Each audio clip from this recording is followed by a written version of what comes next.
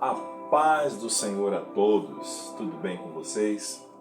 Vamos dar continuidade ao nosso estudo da revista da EBD. Estamos falando a respeito do avivamento. Embora a igreja já estamos dando a lição do avivamento no Novo Testamento, da igreja, na vida de Jesus, dos apóstolos, mas eu estou um pouco desacelerado. Eu estou aqui ainda compartilhando os eventos do Antigo Testamento e na vida do que aconteceu com Neemias. Estamos ainda ensinando porque tem muita coisa para se discernir ali. É uma história muito linda, muito rica de detalhes e na igreja, infelizmente, a gente não tem tempo para poder discernir tudo isso, né? Devido às tarefas que a igreja tem, que é uma coisa normal, é apenas uma hora e meia de culto, são várias classes e não tem esse tempo todo para a gente discernir toda a história, né? Que ali fala de Neemias, fala de Moisés, avivamento no templo de Salomão. Então não tinha como a gente em menos de uma hora falar sobre isso. Então, à medida que eu vou estudando, eu vou aprendendo, eu estou aqui compartilhando com você, certo? Vamos devagarzinho que a gente chega lá, tá certo? Mas você, na igreja, você todos os domingos pela manhã, tem ali a escola bíblica dominical, nós nos reunimos ali e a gente compartilha, você não vê só eu falando, lá você vai ter vários professores e os próprios irmãos vão ali, cada um compartilhando o raciocínio que Deus nos deu para poder transmitir a mensagem, tá certo? Mas nós estamos por aqui, vamos lá, né? Nós paramos no capítulo 2 de Neemias, versículo 11, aqui já é a terceira leva rumo a Jerusalém. A primeira foi com Zorobabel, onde ele passou a ser governador, mas não conseguiu construir a cidade, só conseguiu trazer um pouco de ordem, habitar o lugar e fazer o povo construir suas casas. A segunda leva já foi na época de Esdras, que era um escrivão, era um doutor, um homem bem versado nas santas leis de Deus, e da linhagem sacerdotal. Então ele foi para tentar estabelecer a ordem espiritual no lugar, religiosa, mas não conseguiu fazer tudo isso ainda, porque a cidade não tinha recursos suficientes. Então, os sacerdotes eram obrigados a cada um ir viver sua vida, construir suas casas. Outros foram para o campo para manter, o sustento. Eles, ao invés de estar servindo ao Senhor na casa do Senhor, eles passaram a estar com a sua vida cotidiana normal para lhe ter o sustento, já que não tinha as contribuições exatas que a palavra mandava para manter o serviço sagrado. Nessa terceira leva agora, já se passou mais 70 anos, já é na época de Neemias, cujo rei era Artaxerxes. Neemias era o copeiro deste rei. Foi aí que numa das visitas, você vai ver isso no capítulo 1 de Neemias, eu estou abreviando, Numa dessas visitas de um dos seus irmãos, por nome de Anani, juntamente com outros judeus da localidade, ao irem para Jerusalém, o copeiro Neemias o perguntou como é que estava a sua cidade, como é que estava o culto, como é que estava os muros de Jerusalém, como é que estava a economia do lugar. Foi aí que Anani disse: olha, a cidade está praticamente em ruína. Imagine você, uma cidade com mais de 70 anos sob escombros, como não ficaria? Nossas cidades ou qualquer outra, quando tem uma chuva, que causa bastante estrago. Já demora, imagine uma cidade com mais de 70 anos em escombros. Foi então que Neemias lamentou, chorou, se separou ali, ficou os seus momentos com Deus, e Deus lhe atendeu e lhe deu estratégia.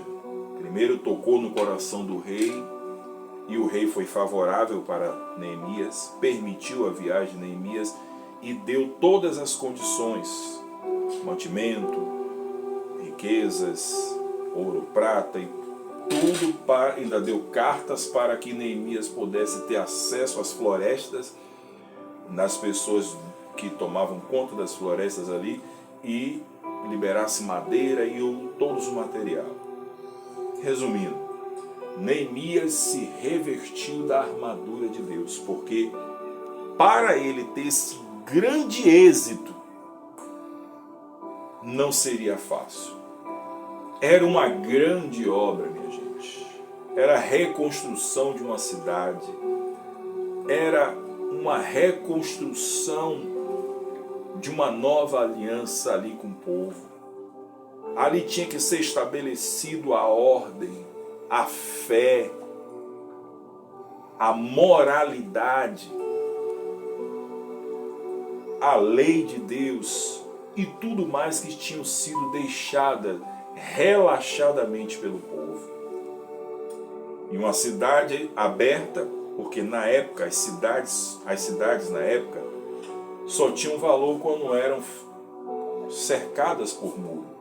Uma cidade que não tivesse muros cercados era uma cidade que, aqui na cidade de casa de Mãe de Chica, qualquer um entra, bagunça. E assim estava Jerusalém, estava em ruínas. Então foi aí que Neemias tomou uma atitude e Deus foi com ele. Mas ele não foi de qualquer jeito, ele se preparou. Ele passou seus momentos com Deus e Deus deu estratégias, Deus deu uma direção e Deus foi com ele para aquele lugar. Certo? Está no capítulo, vamos ver onde terminamos? Capítulo 2, versos 11. Diz assim: E cheguei a Jerusalém, onde estive 3 dias.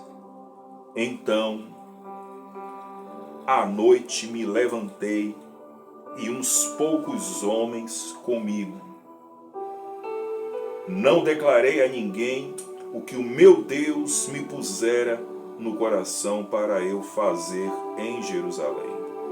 Não havia comigo animal algum, senão o que eu montava. Primeira lição para mim, para você. A primeira atitude que Neemias fez após chegar na cidade, descansou 3 dias, a primeira coisa que ele fez está aqui neste versículo 12. Vou repetir. Então à meia-noite me levantei e uns poucos homens comigo.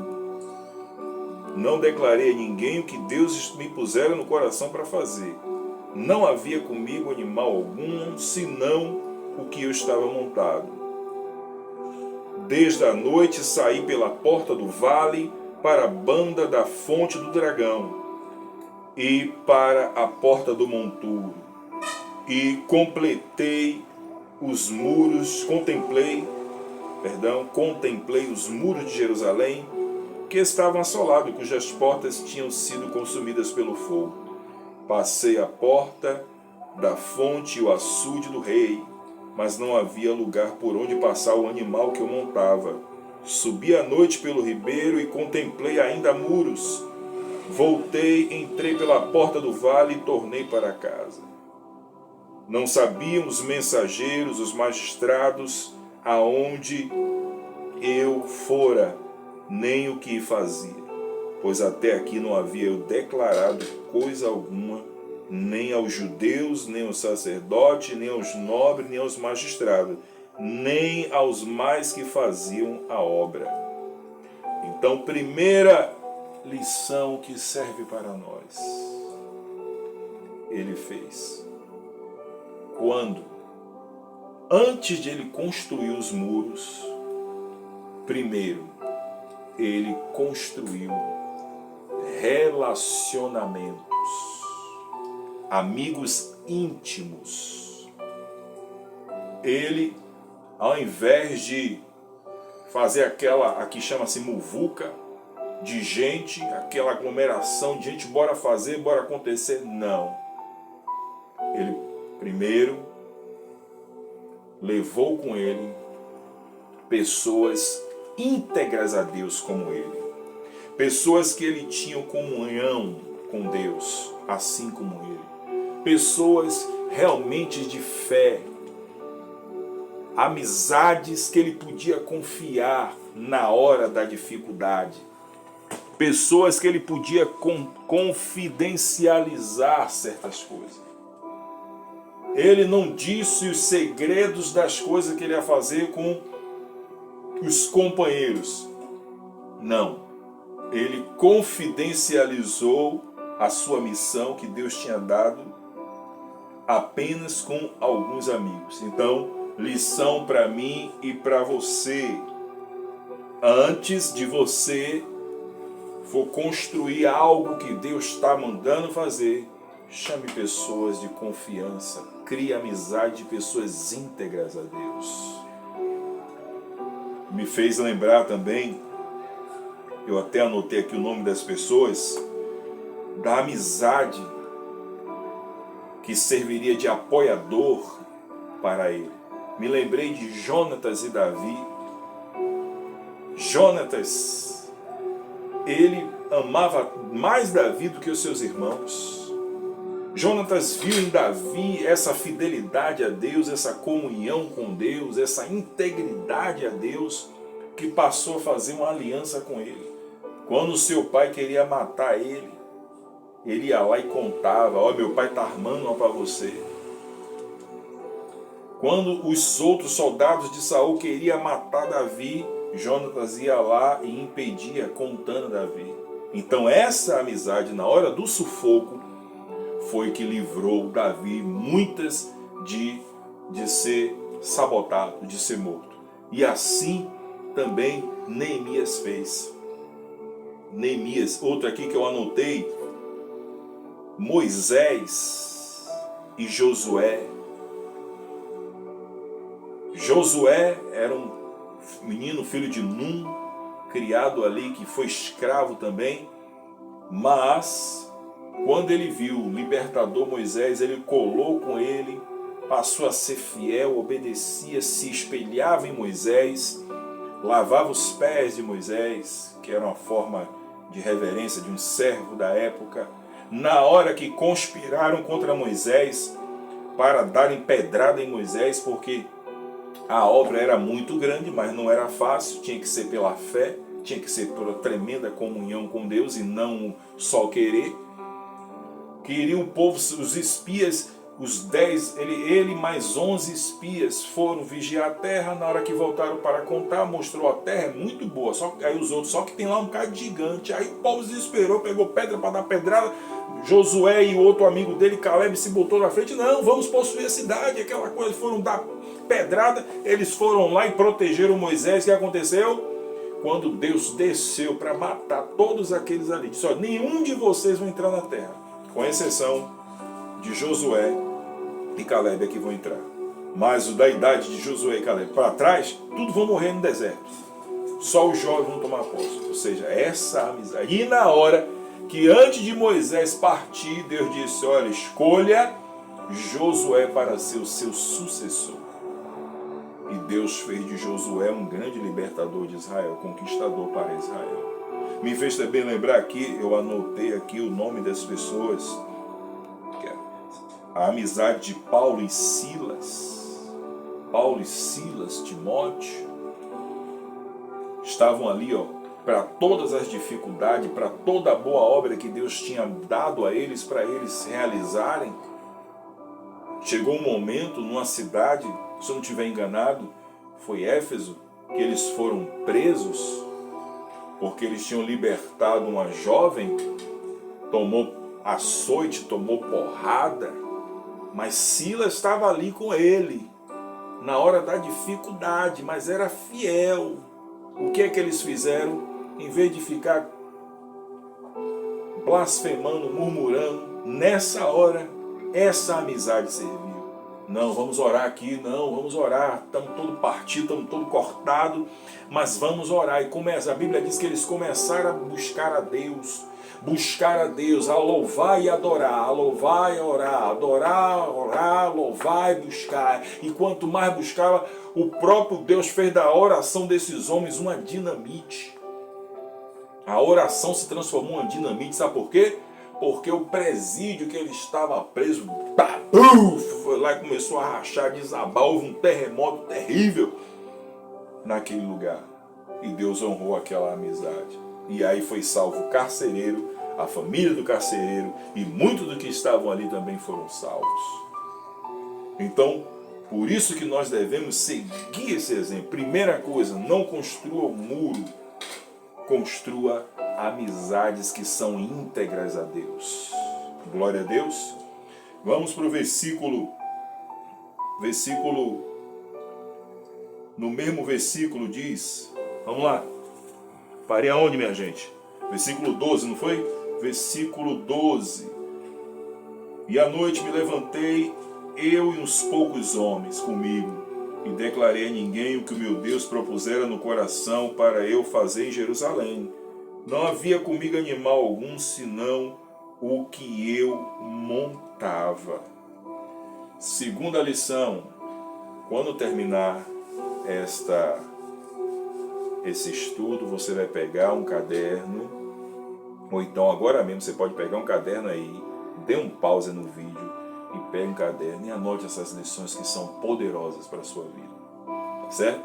Segunda a lição, o que Neemias fez.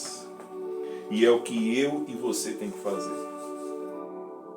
A Bíblia deixa bem claro que quando ele chamou esses poucos amigos que ele tinha, não podia revelar, não podia fazer nenhum arruaço, não podia fazer zoada. Ele veio com todo o material, mas naquele momento não podia usar. Ele só podia contar com os seus amigos e ele só tinha o animal que ele estava ali.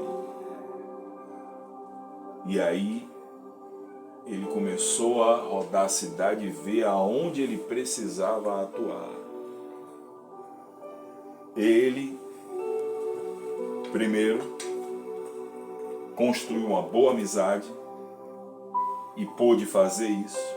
Agora ele usa outra arma que eu anotei aqui para que você possa entender que às vezes Deus tem algo muito grande para fazer na sua vida, mas você está esperando ser amigo de A, amigo de B, amigo de C.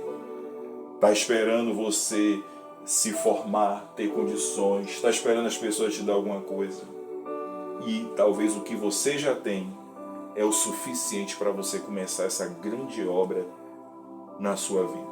Aqui era o avivamento, era a reconstrução da cidade. Ele não tinha, no momento aí, o que ele tinha, ele começou. Primeiro, ele estava disposto. E segundo, para poder saber aonde ele ia pisar, ele precisou de usar seus poucos amigos fiéis, e ele só tinha um animal para começar. É só você olhar isso aqui. Aqui é as casas, a sala simples da minha casa. Eu passei muitos anos, deixei de pregar a palavra na internet, porque eu ficava olhando, eu não tenho um projetor para mostrar imagem, porque eu gosto de trabalhar com imagem, eu queria mostrar as imagens. Eu tentei fazer isso no começo, botei alguns filmes ali, mas aí os donos do YouTube foi lá e pá, me cortou. E pediu direitos autorais e não permitiu. Então eu tenho que ficar fazendo isso aqui. Aqui, eu só tenho um celular, que é esse que você está vendo aí, através desse celular. Eu só tenho aqui esse pedaço de sala não tenho um estúdio, eu não tenho uma filmadora, não tenho um estúdio, estou praticamente na porta da minha casa, não tenho aqui uma parede bonita, porque é a simples casa da minha casa que eu vivo. Mas eu tenho uma coisa e eu posso dar para vocês. É o conteúdo espiritual que Deus colocou aqui dentro de mim, que está servindo para salvar muitas vidas. Então não fico me apegado aos amparatos externos. Eu estou começando com o que eu tenho. E é suficiente para causar, é o suficiente para ser um conteúdo na vida de muita gente que estão desesperadas e vão assistir esse vídeo e Deus vai transformar a vida delas. Então, assim como Neemias, ele só tinha aqueles poucos amigos ali para poder reparar os estragos da cidade, assim também, esse pouco que você tem aí é o suficiente para reparar os estragos que estão na sua família, no seu casamento, na sua igreja, na sua empresa, seja lá o que for. Eles só tinham uns poucos amigos e o seu animal. Davi, falei de Davi, me lembrei. Davi só tinha uma harpa para reparar o estrago do rei que estava endemoniado. Ele estava endemoniado, ninguém resolvia a situação. Mas se lembraram que na cidade de Belém, o filho de Jessé era um menino temente a Deus, que quando tocava e cantava, a presença de Deus se manifestava, o demônio ia embora. Então foram buscar Davi. Então Davi, com a simples harpa, ele conseguiu resolver o problema do presidente daquela nação, que era o rei. Pense aí, um homem resolveu o problema da maior autoridade da cidade. Segundo, Davi só tinha também uma funda. Aqui na minha terra chama-se badog, outros chamam de estilingue, para reparar o estrago que o outro endemoniado estava ali, chamado Golias. Israel tinha muitos homens capacitados, homens de guerra, homens que arregaçavam com tudo, mas na hora, quando viu um homem de quase 3 metros, experiente em guerra, ninguém pôde resolver aquele problema. E aí Deus usou quem? Aquele que não tinha nada, somente uma funda na mão. Porque é assim que Deus faz. Deus só precisa da sua disposição, da sua busca, de você se revestir com a armadura dele. E o que você tem é o suficiente para Deus usar para reparar os estragos. Para quê?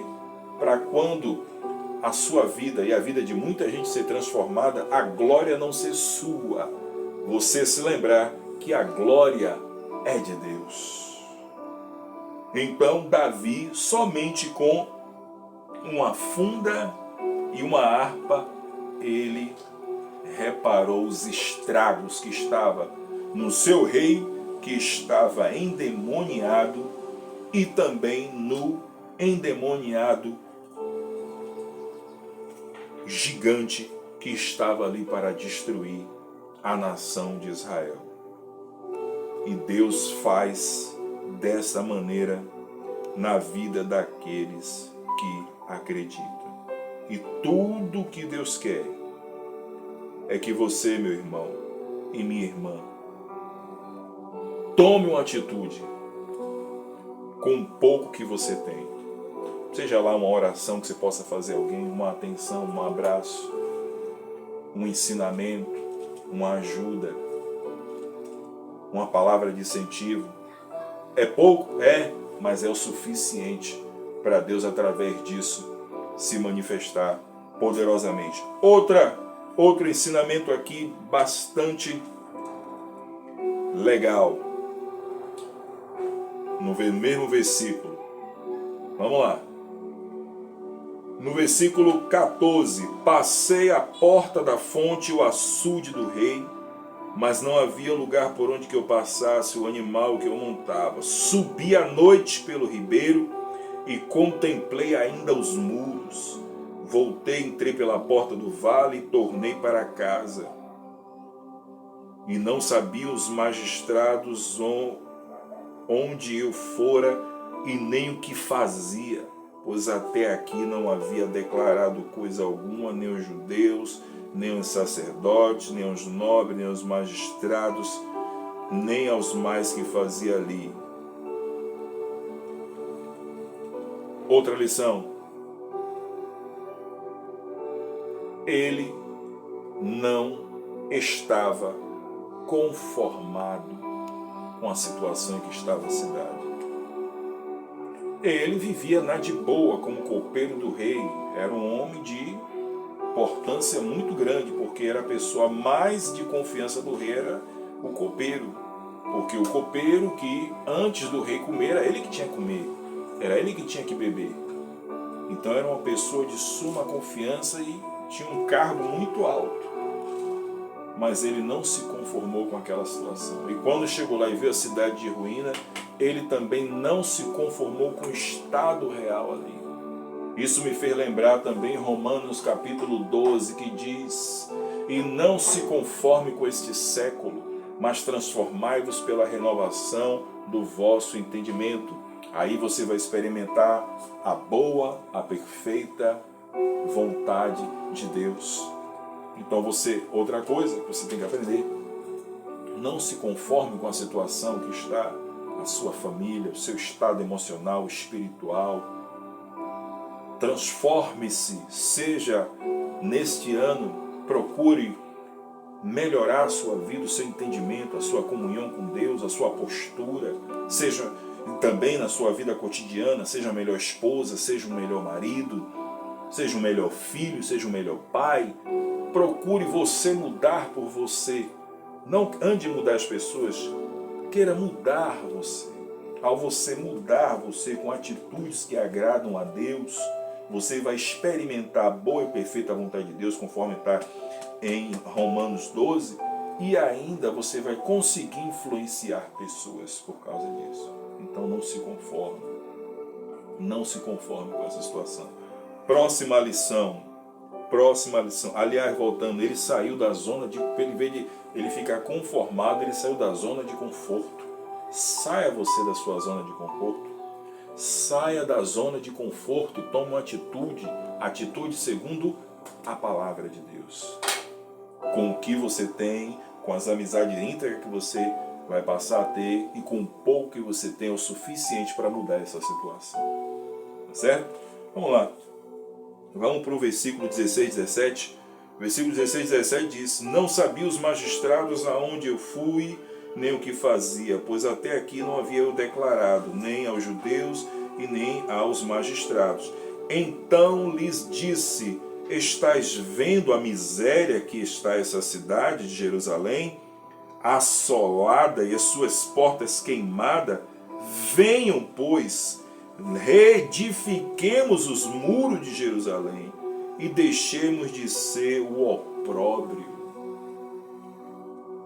Deixemos de ser o opróbrio. Amém? Ou seja, meu amado e minha amada, ele primeiro analisou, ele primeiro teve um particular com Deus, e Deus acabou de mostrar toda a estratégia a ele. Agora sim que ele foi e compartilhou o que precisava fazer. Vou dar um pause aqui, que a câmera está tendo um probleminha, e já volto em 5 segundos. Muito bem, voltamos. Houve um probleminha aqui técnico, mas eu consegui retornar e consegui salvar o vídeo. Versículo 16, 17, ele depois de ter um particular com Deus, ele não ficou preocupado quem foi que derrubou os muros, quem derrubou a cidade. Ele não perdeu o seu tempo tentando revidar essas coisas. O que ele fez? Ele chamou o povo, chamou os homens, antes de armar cada um deles, ele compartilhou as boas novas, por ele já ter sido revestido, já passar um período com Deus e Deus ter favorecido a ele de uma forma sobrenatural e ainda ter tocado no coração do rei. E ele, na viagem de lá para cá, conseguiu vir com sucesso. Ele agora chamou o povo e passou a visão. Ele fez o povo pegar a visão. Ele, olha, está olhando quem derrubou, quem destruiu a cidade. Não, Deus foi favorável a mim. Deus se manifestou na minha vida, Deus me abençoou grandemente e mandou eu aqui para poder reconstruir a cidade com vocês. Vamos lá, levante, pare de olhar para trás. Isso está escrito no versículo 17 e versículo 18. Vamos lá, vamos reerguer os nossos muros, vamos levantar. Foi aí que o povo tomou aquela fé, aquela palavra, o testemunho de Neemias. E ele disse, não, vamos se levantar assim. Vamos te ajudar a levantar esse muro. Vamos levantar. O que é que tem que fazer? Tu já tem aí, já tem o quê? Já tem o material, já tem as ferramentas, que as armas também estão aí para os inimigos não entrar. Vamos levantar a cidade. E assim você tem que fazer. Parar de ficar olhando quem destruiu você, quem traiu você, quem passou a perna em você, quem te prejudicou, quem está te maltratando. Busque a face do Senhor como Neemias fez. Peça a Ele direção, estratégia. Sabe? E se for você, erga-se, levante. Você tem, o pouco que você tem é o suficiente para você se levantar, para você tomar atitude. Não consegue orar muito? Não. Ore 1 minuto. Depois no próximo dia ore 2. E aí vá na certeza. Está doente? Levante. Toma uma atitude, faça alguma coisa. Procure na internet pessoas especializadas no seu assunto. Você não tem dinheiro para médico, se é no seu casamento, se é na situação, você tem, o que você tem já é suficiente para você tomar atitude. Deus já te deu. Se alguém, em vez de ficar acusando que alguém fez isso, deixou de fazer, que caiu, que derrubou, levanta essa pessoa, vamos lá. Faça o que está escrito em Filipenses capítulo 3, 3 meu pai, 3, Filipenses capítulo 3, Filipenses capítulo 3, verso 14, o apóstolo Paulo diz assim, não que eu tenha conquistado ainda, mas de uma coisa eu faço, eu prossigo para o alvo, para o prêmio da soberana vocação de Deus, eu vou alcançar aquilo pelo qual fui chamado. Então erga a sua cabeça, levanta, siga em frente. Deus diz, eu sou contigo. Se Deus é contigo, você só tem pouca coisa, mas Deus é contigo? Deus é contigo. Se Deus é contigo, se o Espírito Santo é na tua vida, então mesmo você nesse fundo de poço, pouca coisa que você tem, você vai se levantar sim. Queira o diabo ou as oposições ou não. Então levante-se, meu irmão. Levante-se, minha irmã, e Deus será contigo. Foi o que Jeremias falou, ou que Neemias falou. O povo, não, vamos levantar esses muros, vamos construir esse muro. Mas você acha que foi fácil? Não foi fácil, não. Não foi fácil e não é fácil para ninguém, não está fácil para ninguém. Mas se Deus está com você, Ele mesmo disse, olha, quando você está escrito em Isaías, eu acho que é 44, por aí. Quando passares pelo fogo, eu não vou deixar o fogo te queimar. Isso você passar com ele, sozinho você vai se queimar. Quando pelas águas, as águas não vão te afogar. Quando pelos rios, você não submergirá, porque eu estarei com você. Por isso que você não pode ir só diante da adversidade. Jesus disse, no mundo você terá aflição, mas tenha bom ânimo, você já tenha coragem, tenha fé. Ele disse, eu venci o mundo. Se ele venceu o mundo, meu irmão, então, se você for com ele, você também vence. Vamos para a próximo versículo. Versículo 19. Porém, Sambalá, o Horonita, e Tobias, o servo amonita, Gesem, o arábio, quando souberam, zombaram de nós e nos desprezaram e disseram: quem é isso? Que é isso que fazeis? Quereis se rebelar contra o rei? Então lhe respondi: o Deus dos céus é quem nos dará bom êxito. Nós, seus servos, nos disporemos e levantaremos, reedificaremos. Vocês, todavia, não têm parte nem direito neste memorial de Jerusalém. Primeira lição que eu aprendi com isso, no versículo 19. Você está rumo a um milagre, a um avivamento, a uma transformação, a reconstruir sua vida.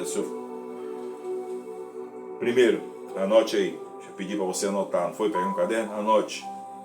Esteja preparado para a oposição. É natural. Tudo que é de bom na vida vai ter algo ou alguém para se opor a você, para tentar te parar. Então, por isso que no início do estudo eu disse o que para você? O que Neemias fez. Ele se revestiu de toda a armadura de Deus. Onde você pode ver isso? Efésios capítulo 6, a partir do verso 10 em diante. Você precisa se revestir. Você quer ir de peito aberto? Peito aberto você não vai não. Só com sua sabedoria, com suas amizades, com seus amparados. Não vai não.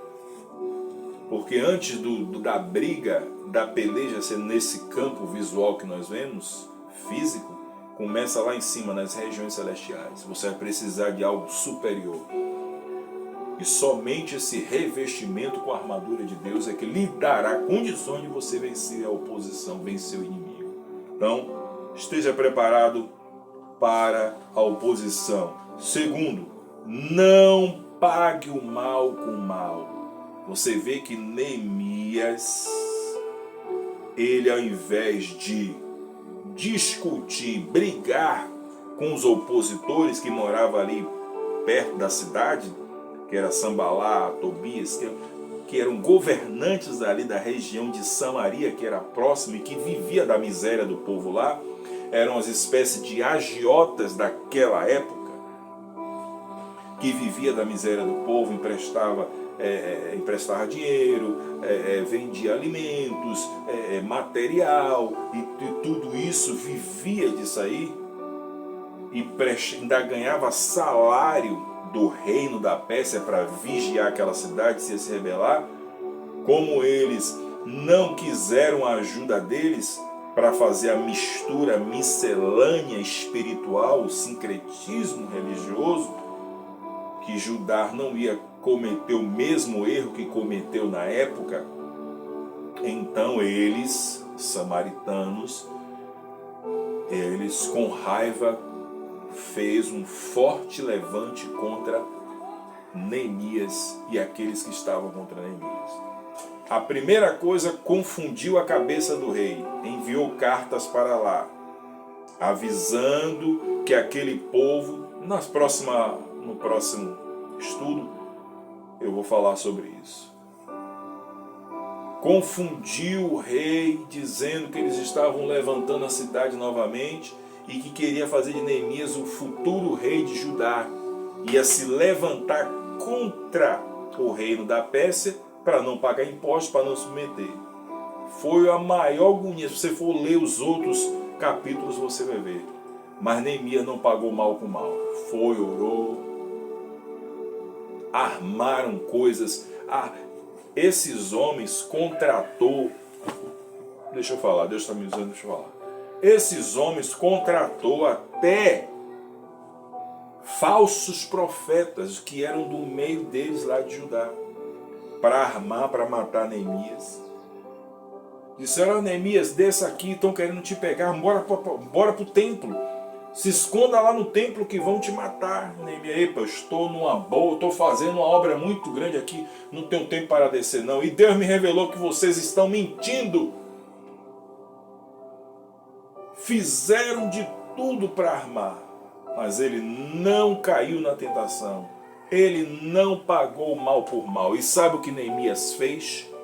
Orou, continuou orando, entregando seus inimigos em oração, colocando a causa na mão de Deus. E aí o Senhor estava lhe dando forças e protegendo a Neemias. Então essas são as primeiras lições de Neemias para as nossas vidas, para a sua vida neste avivamento. Não vai ser fácil, mas como já disse, primeiro, relacionamentos íntegros a Deus. Segundo, o que você tem é suficiente, seja pouco ou muito, na mão de Deus cresce, multiplica, se for fiel. Tenha seus momentos com Deus. Depois compartilhe com pessoas para levantar essa obra. Certo? Não pague o mal com o mal. E procure, no final, começar com oração e terminar com a oração. Porque os que se humilham diante de Deus é que o Senhor dá o verdadeiro livramento, certo? Nosso Pai Celestial, em nome do Senhor Jesus Cristo, eu te louvo e te agradeço pelo compartilhamento dessas santas palavras.